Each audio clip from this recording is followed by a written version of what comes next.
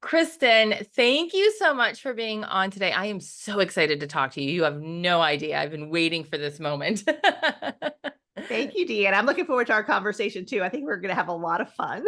I think so too. I think so. I've been following you on social media for a while. So I was like, oh my gosh, I need to talk to her. So this is super, super exciting. But welcome so much to this podcast. And just to get started, can you tell me a little bit about your background? Because you are a business coach, but you also do strategic video marketing and you've got kind of a neat little thing happening that's unique, which I love when I find unique. So Thank can you you. share a little bit? Yeah, actually, my background is real estate, believe it or not. I spent 25 years in that industry. I sold real estate. I ended up moving to the mortgage side. I owned a mortgage company and I owned a title company and, just had a great time with that. Um, but ended up having a lot of people locally, business owners who would come to me to do their loans because we did a lot of loans for self-employed people. And then inevitably after that, they would always ask if they could take me out to lunch to pick my brain. And so I started mentoring and I mentored for well over a decade before I started charging and calling it coaching. But one of my clients actually is now my business partner, Jeannie. She had called in to check interest rates and she said, I'm thinking about starting a business. And so that was, great. She wanted to be home with her two little kids. And so we just started talking and I said, well, do you need any help? And she said, yeah, I don't really know anyone who owns a business. So long of the short of it, I started mentoring her and coaching her. And then that led to her encouraging me to create videos for my mortgage company. So we started doing this in 2007. Okay. And I'll have to say that was when like my mind was blown because people would come into the office and Mhm. they knew me. It's like, Deanna, like, have you ever had someone walk up to you at an event and they know you and you're thinking, where do I know them? How do I know them? And you start to feel really bad because you can't place them. Right. Well, that was the reality, but they knew me because they watched so many of our videos. So that was when I just realized the power of video marketing. And so Jeannie had helped me get started with that and helped us with our email marketing. So I was her client, she was my client, so to speak. And then what happened is I ended up moving into coaching full time. 2008 hit and we stayed in business. I like to say we were surviving, we were not thriving. But my mom had been diagnosed with cancer and in 2013, she was terminally ill and we knew that we only had a short period of time together. And so I chose to close my mortgage company and my title company and spend time with her. And that's when I kind of pivoted full time into coaching. And the conversations and what I saw with most business owners was lead generation. Like, how do they build their brand? How do they get in front of the right people? How do they get their phone ringing? How do they get leads? And so Jeannie and I started talking about that. And because we both believe in the power of video marketing, we decided that that would be a good avenue. Now, here's where the interesting caveat comes. Sorry, this is a long story. No, Um, no, I'm loving it.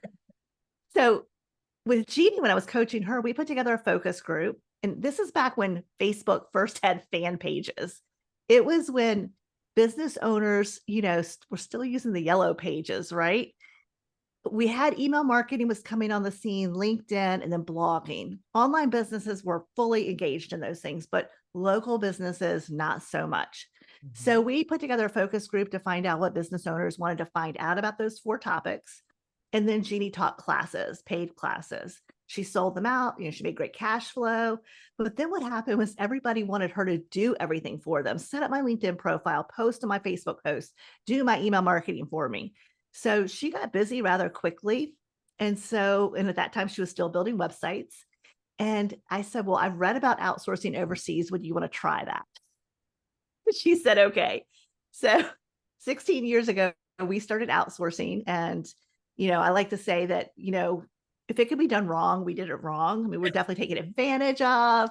We were probably, Gina and I joke about how crappy of bosses, we were in the sense that, there weren't systems and processes in place, or maybe the job description wasn't clear enough, whatever it was.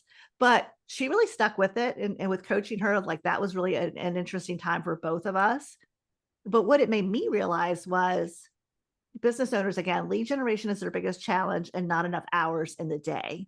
So we kind of decided to partner and help our clients with video marketing, social media, email marketing, help them with their marketing, but do it by pairing them with a virtual assistant in the Philippines who does all the work. So she's kind of the marketing person, and I'm more of the outsourcing management, how to deal with cultural differences person. So that's kind of how we divide and conquer. I love that. There were so many similarities into what you shared with my life, and I understood, like, picking your brain and doing all that, Mhm. and I thought I was an early adopter. I came on around 2011 and used social media, and I'm like, local businesses were not really using it to its full capacity, and here you are, you're in 2007 utilizing it. Not only utilizing it, but you understood the value of video at that point, which really wasn't talked that much about back at that time. So you were you were really way ahead of the curve, which Right, and is I have to give credit awesome. to Jeannie because Jeannie was the one that said, "You should try this," right? Yeah. So she was the one that encouraged that, and, okay, a true story. Okay. So when you own a mortgage company, you're asking people to bring in, their W-2s for the past 2 years, their bank statements for 90 days. The underwriter needs all the pages because the underwriter doesn't know that page 7 is blank, right? Right. So I would have this conversation with a client. I would get off the phone, I would send them a checklist, and they would come in for loan application and they would bring us 72% of what we needed, on average. So that meant my processors had to chase them to get the rest of the documentation. And it wasn't a great experience for the client because they felt like we were always coming after them for additional things, even though the reality was most of those things were on that original list. So that was my first video. It was a video about, I need your W-2s for the past 2 years, unless you're self employed. If you're self employed, I need your full tax returns, for the past 2 years, and I need all pages. So it was really this video that came out of complete frustration. So after I would get off the call with the client, I would send them the email, still had the checklist, but it had a link to a video. And this is what was amazing. People started coming in with more of their documentation. So it meant my Wow. processor, right?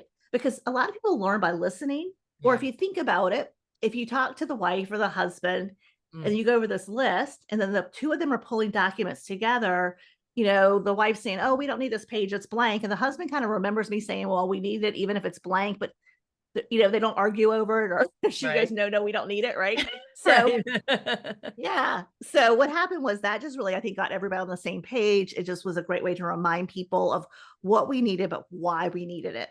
So Right. that was really the first video. And then we just went on to do all kinds of videos. I like to tell, basically, like, if you own a business, anything a client has ever asked you is a good piece of video content.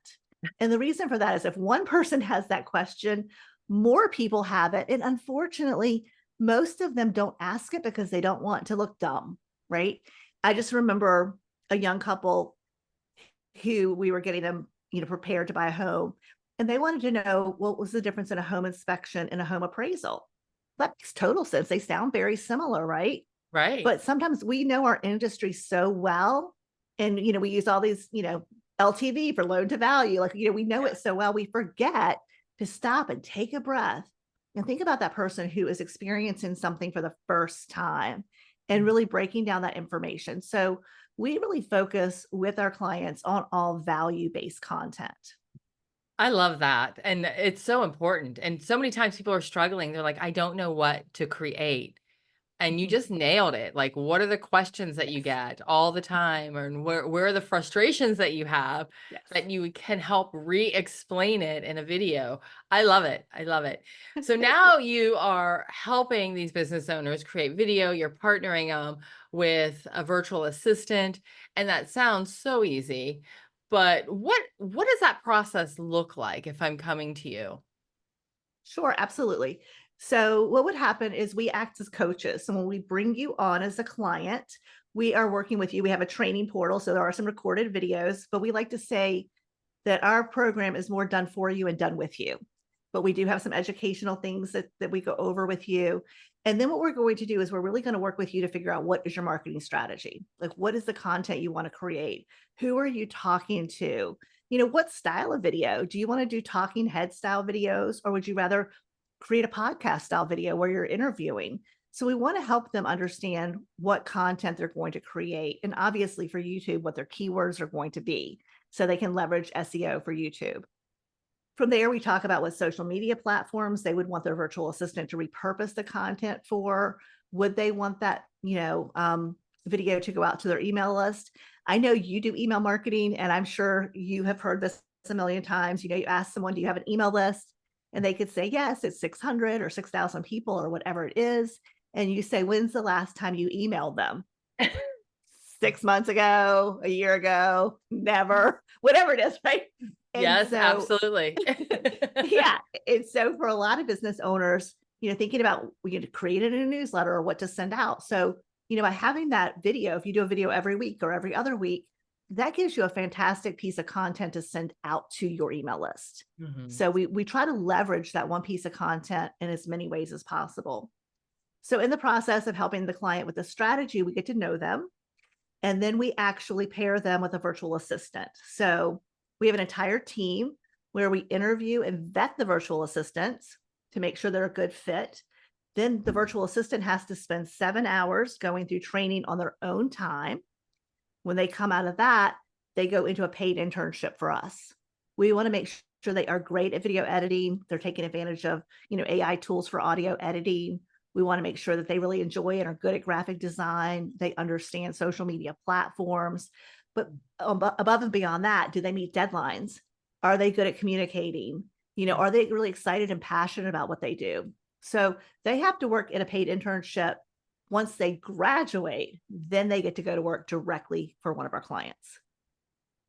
I can only imagine the pain you felt in the beginning of this process because I've used VAs and Mhm. I do have one that I really like a lot. And I've got two that work really well with me. But let me just tell you the process of finding these two was so challenging because and I think you mentioned earlier, you felt like a bad manager, right? I'm like, "Oh Right. my gosh, like, Yeah. I don't have time to really manage, like, I thought you said you got it."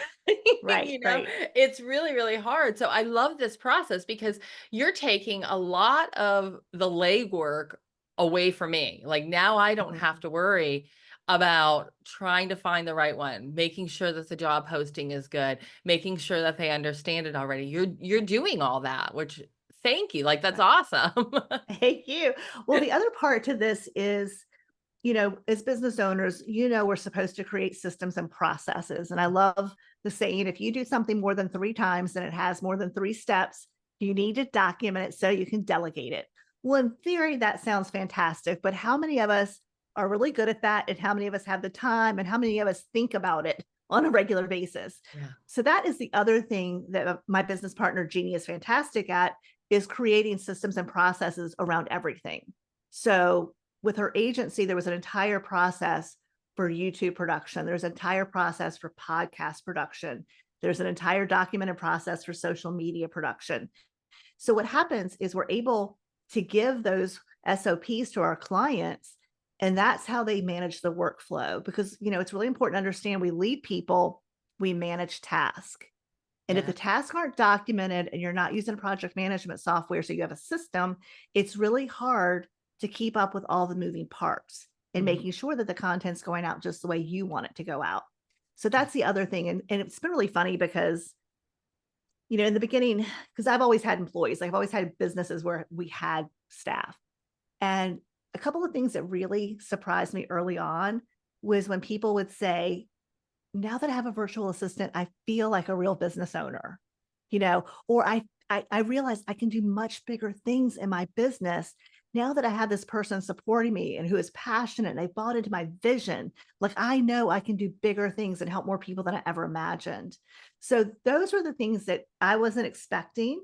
Mhm. And then the other thing was that once people have managed their virtual assistants with, our systems and processes, now they have a structure that makes sense to them and they start to create systems and processes in other parts of their business, Oh, that's which I awesome. wasn't expecting that either. Yeah. No, no, I wouldn't expect that either. That's awesome because now they're understanding the value of those tools and doing that. So let's say I'm creating this podcast, right? Which is also a video that will go on YouTube, and I'm creating this right now. how exactly can a virtual assistant help me and with this whole process? Sure. So they can take this video, and whether if you're putting it on YouTube, you have a couple decisions. Do you want it to just be you and I on camera talking, or would you like to use B-roll and images? And we usually edit our videos, our podcast videos for YouTube to make them as visually interesting as possible to keep people on on the video as long as possible. So the first thing is that virtual assistant would edit that video based on what you want it to look like. They would then clean up the audio to make sure it's as crisp as possible. A great example of that is I speak really quickly and Jeannie speaks a little more slowly. So they will speed her up so we sound Oh my about the gosh, you're same. kidding. So, or they'll slow me down, I right? love So that. there's little crazy things that you don't think about. So they're going to make sure that the video is edited. They're going to give it to you to review, make sure you like all the edits. Then they're going to upload it to YouTube. They're going to take care of the keywords, the description. They're going to make sure the SEO, all the best practices for YouTube is done so that when it goes up, you have the best chance of people seeing it. They're then going to set that video up to go out to your email list. Ideally, it should go out within an hour of it going live on YouTube so that you can drive traffic to that video, which makes YouTube think, wow, they're sending people to YouTube. I want to help them promote this video. From there, they will actually break that video up into lots of multiple pieces of social media content. Mhm. And then they'll start scheduling that content to go out over the next week. And that's based on whatever platforms you choose to be on. They're Right. also then going to strip the audio away, make sure the audio is really clean. They're going to, for us to go to Captivate, they're going to get it uploaded to Spotify and Apple, put the show notes in. They're going to do all of that. So they do that every week, week after week for our clients. That's amazing. I just got tired listening to that whole list. Sorry. No, I mean, not in a bad way, because I'm just thinking like, yeah, like all that stuff, like that's so much time and it takes so much time away from really focusing on the important things in your business. Editing that Yes. video is, it's important to some degree, but it's not pouring into your business. It's a task. No, no. And I think, there's a couple of different things that happen, especially for women. One, our value is often tied up and we should be able to do everything. So we have this obligation to do it all. So that's definitely not right. Secondly, sometimes when people spending a lot of time doing their video editing or their social media, hanging out in Canva, it's because they're more comfortable there than they are getting out and having conversations to Mm. actually get clients. It's more safe to stay behind the computer than it is Yeah. to have those, high converting conversations with your ideal clients. So those are a couple of things that we like to really talk about is how can you delegate everything that's getting in the way of you making money?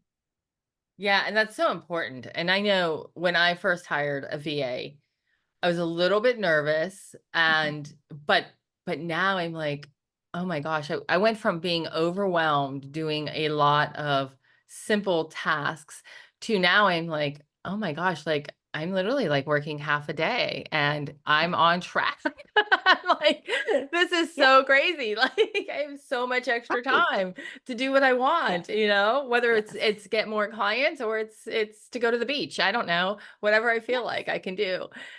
So how do you make So sure go ahead. it was the same the beach because you're in Florida, aren't you? I am, yeah. Yeah, me too. I think we're on opposite coast. I'm over in Ah, Sarasota and I think you're over on the ocean side. Is that right? Yeah. I'm in DeLand, so I'm Okay. about 20 minutes from Daytona and about 45 Nice. from Orlando. But yeah, Sarasota is Nice. beautiful. Thank Beautiful. I you. love it Yeah. down there. It's the going to the beach when you said that, I was like, "Oh, yeah, that's what we all live for is the beach and the pool." That's it. Yeah, just, relaxing. I love it. I love it. So now when you work with the VA, Mhm. when it comes to marketing, making sure that that business's voice and their vision stays on point is really, really important. Mhm. Is that something that like how do they do that? Is that a communication Okay. between the business Sure. owner and the VA, or are you part of that Right. as well? So we coach on both sides cultural differences because communication is different depending on where you're Yes. hiring that person from. So that's the first thing. The other thing is in order for a virtual assistant to edit your videos or to create social media posts, they need to know what your brand colors are. They need to know what your fonts are. They need access to your logo. So that's part of the structure that we help to create, making sure that the business owner has a very easy way to put all of those things in one place. So the virtual assistant always uses the brand colors, the fonts, those types of things. Then Mhm. it really boils down to we have a process that really helps our clients coach, I like the word coach the virtual assistant on making changes within their video editing in the beginning. Because again, building that relationship with your virtual assistant is important. And so, for example, coaching may be that B-roll is fantastic, but it has a lot of men in it and they're in suits. And we really deal with entrepreneurs, and most entrepreneurs are not in suits. And then most of our clients are women, not all, but most. So we would always like our images and B-roll to be 80% women, generally not in suits, and only about 20% of men in the images or the B-roll. So I'm educating them on who our client is and what we want the visuals to look like. And so we work with our clients to make sure that they can verbalize that to the virtual assistant, because generally with our clients, if they follow the structure within 4 to 5, sometimes 6 videos, that virtual assistant is spot on with editing and social media marketing. Because in the beginning, you invest a little bit of time coaching them and having conversations around things. And then after that, you can usually pop in, look at your video and just say, hey, this is fantastic. Just make this one change. So that's the goal, is to get to the point where you as a business owner are spending as little time as possible overseeing the content and approving it. So that's a process. Yeah, no, I bet it is, but it's a good process. It's a good plan, a structure that you have in place for that. And it's so important because that is the ultimate goal, is that, we can be hands off and trust and know Yes, that what we want is actually getting done the way that we want it. And that takes absolutely. time. It does take Yes. time. It doesn't happen overnight. So, Well, and part of that is, because you work with clients with their websites and marketing, part of that is we have to help that client get clear on it before they can get help to coach the virtual assistant on it. So when right. we talk about creating the strategy, it's not just tactics, it's also really helping that person learn, what do you want that video to look like? What do you want those images to be? What feels right to you and your brand? Mhm. So that's the other thing, is sometimes we're working with the client to figure that out before they bring on that virtual assistant, and then they're ready to fully coach them because they're very, very clear on what they want it to look like. And that's so important because I don't know about you, but I find one of the biggest mistakes that my clients have is that Mhm. they don't know what their brand voice is. They don't know what their Right, strategy is. They don't know really who they're talking to. And right, I've lost count of how many times, like, well, I can serve everybody. I'm like, yes, you can, but right, right. yeah, right? Yes. So I think that's so valuable that Mhm. before they're even talking to that VA and what they need to do, you're working with them on a coaching aspect to make sure that they really understand those foundational pieces of their business. Right. So, Yeah, one of the things that surprises us, and I'm sure it won't surprise you, but the number of people, they have a website, but when we start talking about their keywords for YouTube, they don't know what their keywords are for their website. yeah. Yes. It's like, well, you It got it doesn't right? So know. They yeah, so don't it's know. helping them understand that. Yeah. Yeah, no, they really don't. And these are one of the things that you talked about honestly earlier when you talked about real estate and your frustration. And a lot of times I'm like, how don't you know? Or I'll use the word SEO and they'll stop me. They're like, what does SEO mean? And I'm Mhm. like, what? But that I get it why they don't know it. They Yeah. don't need to know it. They don't need Right, to know right, it until they need to know it. Right. So it's right. like that's a Yeah, common word for me. I'm saying it every day. But for yeah, somebody else, they don't understand. Nobody's right, ever taught them that that's important to know that until they work with you or another coach and they're like, "Wait a minute," but you're unique because you're not just coaching the business, you're getting them to think like a step further and thinking about those keywords for YouTube and how important that is because right. YouTube is a fabulous platform and Yeah, it gets yeah. overlooked. Well, and I feel like, so I always joke and say, to me, search engine optimization for YouTube or content creation is really about, if someone's going to go to that little bar in Google and just type in a search, what are they asking? Because Right. that's our goal, is to figure out what questions people are asking, and then you answer those questions in Mm. your content. Now, obviously, SEO for websites is a lot more complicated. There's a lot more going on, but that's our initial goal, is to help them to understand, what are your customers' pain points? What's keeping them up at night, and what are they questioning? Right. And then on the flip side of that, we do work with a lot of law firms, and we work with a lot of real estate agents, because YouTube SEO for local businesses is unbelievable.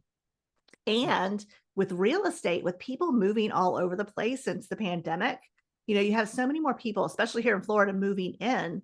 So if a real estate agent starts creating content on YouTube, they have a really great chance of that person finding them before they ever come to the area to look.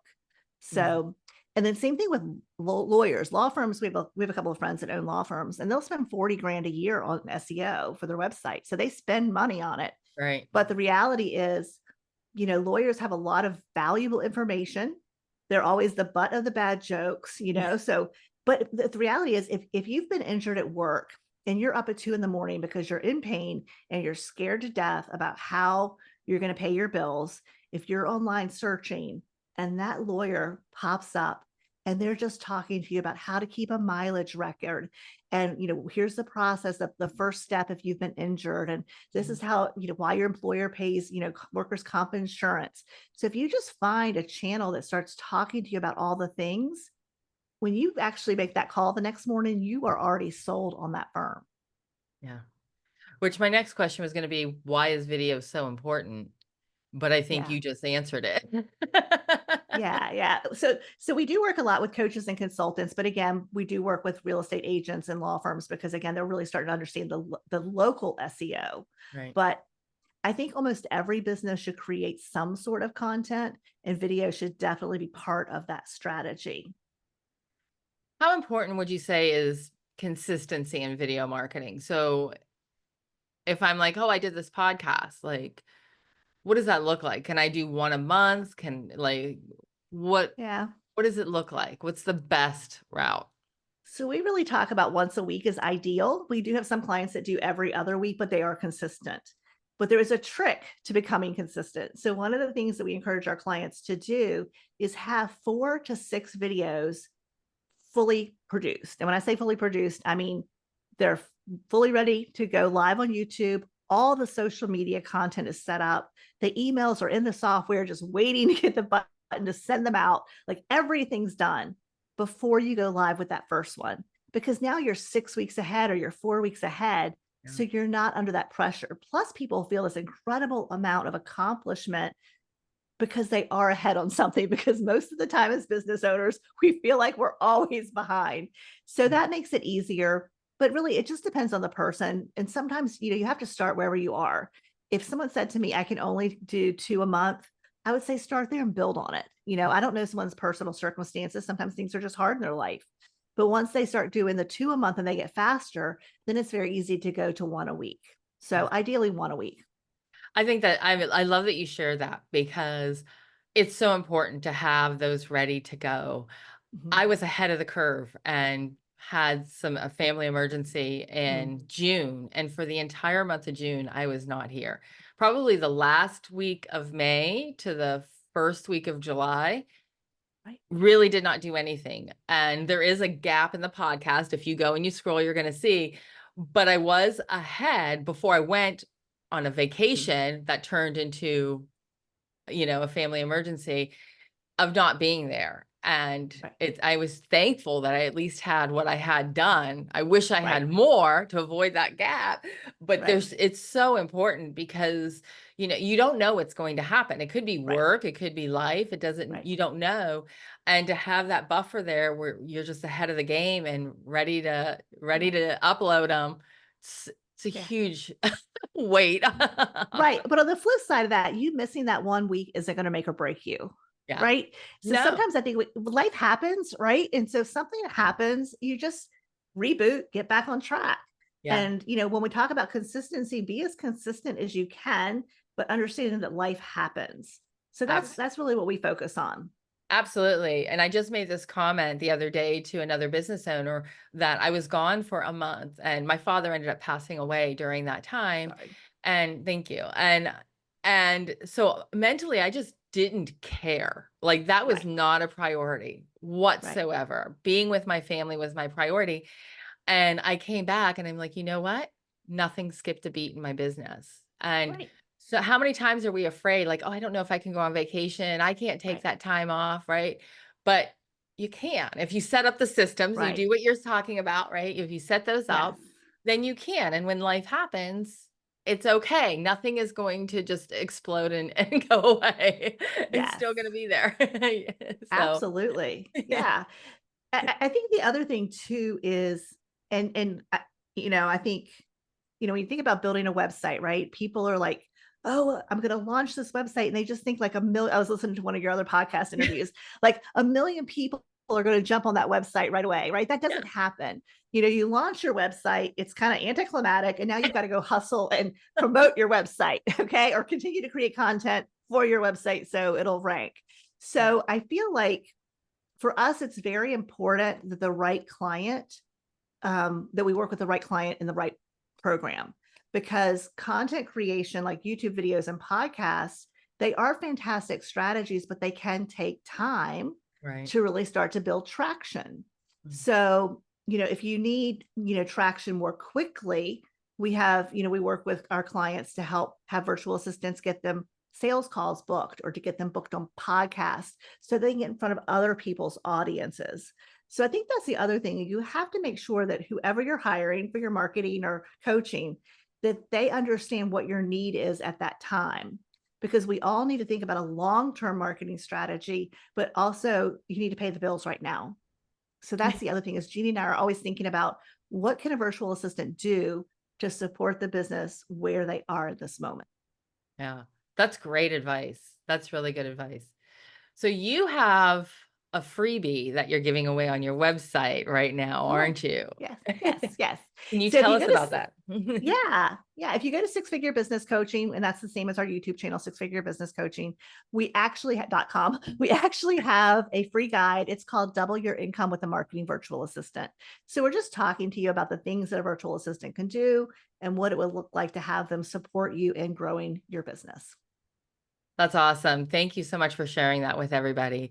And if you guys want to work with Kristen, all of her links are right below. They're in the show notes. They're just scroll down. You're going to see them so you can connect with her. Kristen, thank you so much for being on Thank today. you. It Thank you. was Thank you. amazing talking to you. I love this. I'm like, oh my gosh, this is the thing I love about doing a podcast is every single interview, I have aha moments myself. So Me too. It's kind of selfish, right? it So whether is I'm so being selfish.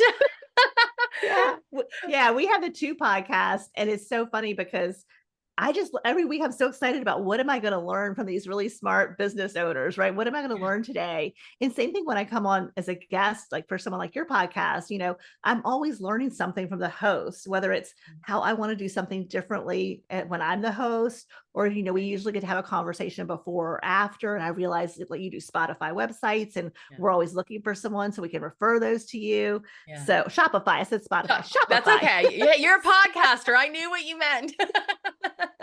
And so, yeah, so and I feel like, it's always these great collaborations. People, I think, in the podcasting space are value relationships and Yeah. really want to collaborate. I think so too. And it has been such a pleasure speaking with you today. Thank you so You. much for coming on. I appreciate this. And I know our listeners are too. So thank you. Thank you. All right, everybody. We'll catch you next week. We'll see ya.